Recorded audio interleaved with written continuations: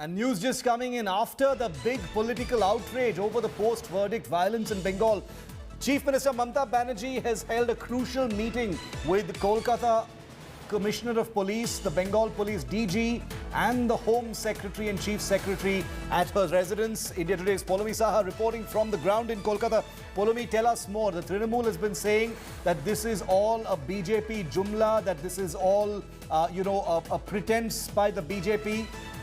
But now there is a crisis meeting going on by the Chief Minister. Give us the details, Poulomi.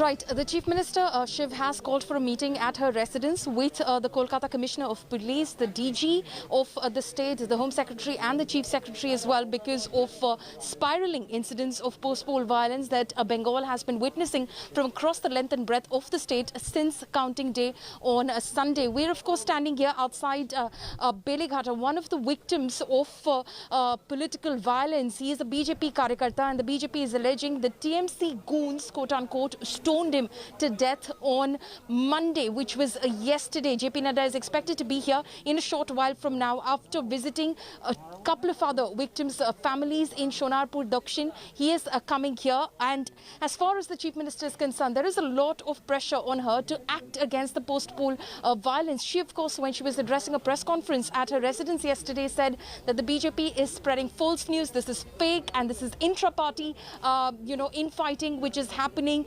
As after the loss, the BJP is unable to control their house and keep it in order, and that's why this is happening on the ground. And why would a party which has won such a landslide victory indulge in riots immediately, as they say, in their own state? So that is how the TMC is dismissing the allegations by the BJP. But the BJP has in fact listed out 273 incidents of violence, attack, ransacking, which have been reported from across the state, which they say were targeted at them by the Trinamool Congress, Shiv.